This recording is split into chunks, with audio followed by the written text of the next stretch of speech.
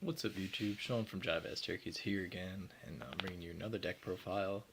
Like I said, I'd be bringing you some more fun decks, and this is the first one. This is my Gladiator Beast deck. It is by no means like super competitive or anything. I mean, it can be if you want to make it that way, but I like it. It's a really fun deck. Sorry about how in my last video there was like a helicopter passing by. But I do live in a kind of busy area, and I do live right next to train tracks, so more often than not, you'll probably hear the train going by in the background. But enough of that. Without further ado, let's get right into the deck profile. We're going to start off with the monsters as usual, and we run 3 Gladiator Beast Laquari. Laquari is your beater of the deck if you don't know what he does, or if you don't know how any of the Gladiator Beasts work. They work when they're special summoned off other Gladiator Beast effects. How they do that is when Gladiator Beasts successfully attack or are attacked without dying, they go back into the deck and they special summon out another Gladiator Beast, and Gladiator Beasts get their effects from being special summoned. So when Laquari special summoned, he becomes a 2100 beater when he's already in 18. So he's pretty good, 4 stars, and he makes one of your main tag fusions of the deck. Next, we run 2 Gladiator Beast Darius. He's basically in here for your XYZs and stuff. You go for your rank 4s with him.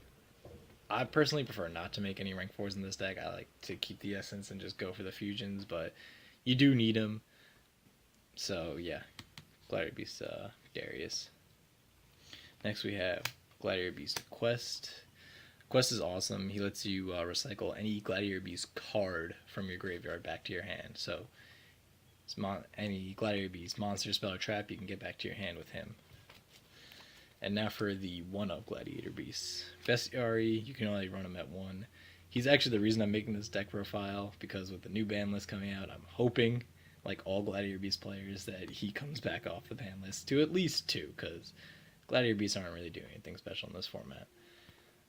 Also, we have 1 Murmillo. When he's special summoned, destroy a face-up monster. Generic removal, really good. Can't be bottomless or anything, so pretty great. Next, we have Gladiator Beast Rediari. Helps you control your opponent's graveyard. When he's special summoned, you banish one out of there. And then last, people choose not to run this card. I like it a lot. Makes Gladiator Beast in your hand much more useful.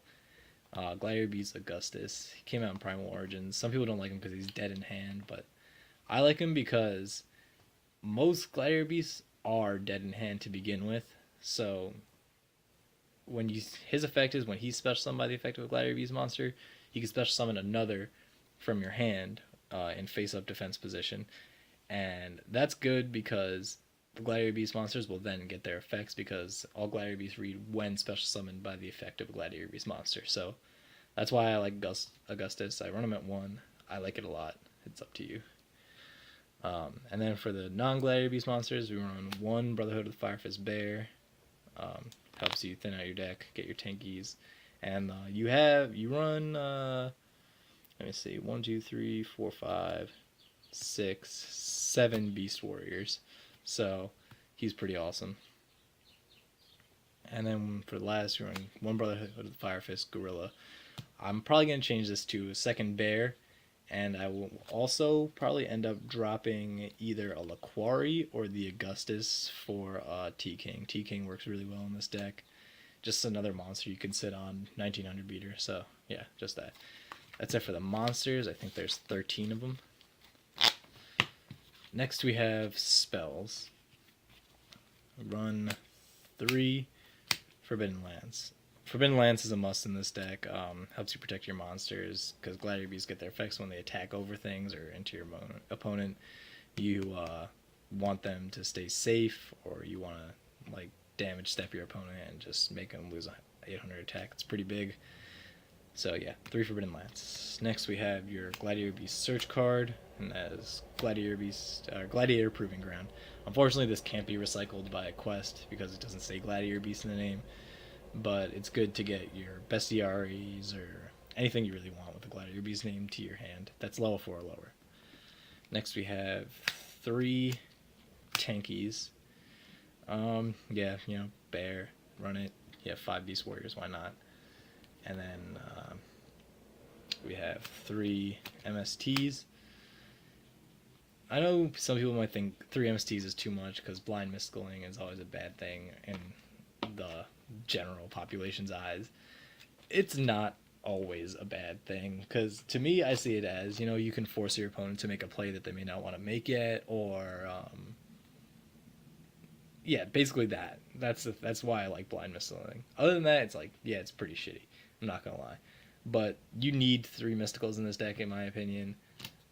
Well, you need at least 2 mysticals in this deck, definitely, but it just helps you get your plays off, and you don't like back row, so 3 mysticals stops that, along with your 3 lands. And then lastly, for spells, we run 1 Gladiator Beast Respite. Some people choose not to main deck this. I like to. It's Murray of Greed for Gladiator Beast, so I like it a lot. I probably would change out 1 Mystical for a Book of Moon, but I can't find my Book of Moon right now, along with my T-King, so yeah, that's that. On to the traps.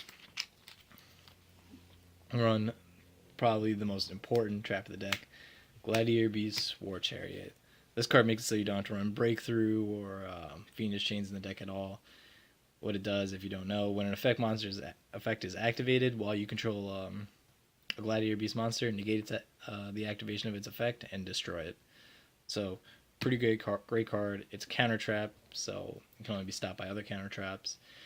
And it can be recycled by a quest because it says Gladiator Beast War Chariot. It also works on graveyard effects. Any effects, this will stop. So, awesome card. Next, we have 2 Waboku. Some people choose to run 3. I like 2. Stops you from being OTK'd, and you usually have it when you need it anyway, so 2 is good. If you want to run 3, you can. You could probably just drop another one of these traps for it, but I like 2.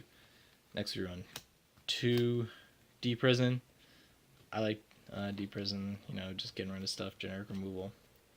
And then last, for the 2 of traps, double Wiretap, in case you don't have a Lance.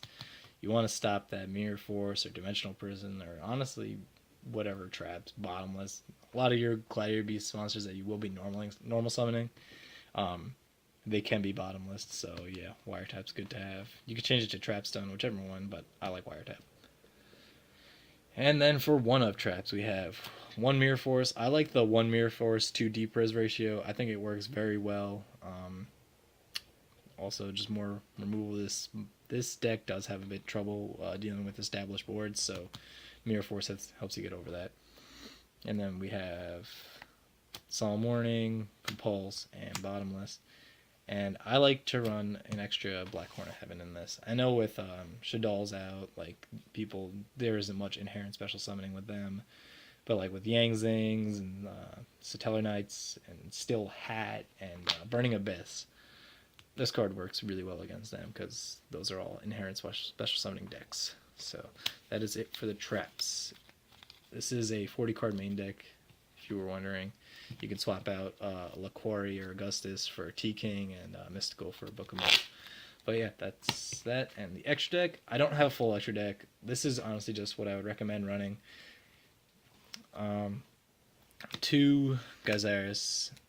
You can make him. You make him with Bestiari and another Gladiator Beast monster, and he pops 2 cards and he tags out for 2. So he's very good.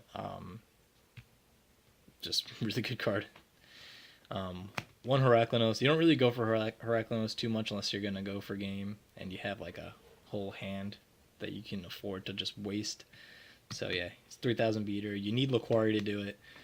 Generally, you'll end up doing this with a Laquari already on board. Like, you'll probably do it after you tagged out of a Gazaris. You'll probably do it the turn after you tag out for a Gazaris. And then 1 Neurokius. Some people don't even run Neurokius in the extra deck. I like it a lot. He's awesome. Plus, he just looks so cool, in my opinion.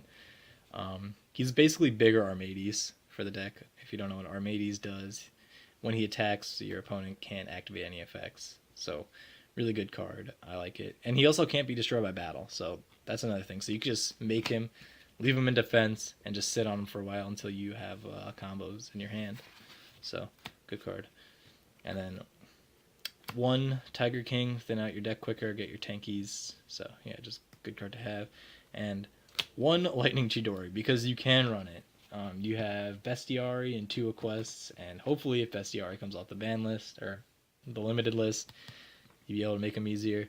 So I like Lightning Chidori. It helps you get around shit that your opponent has that you might not want. So good.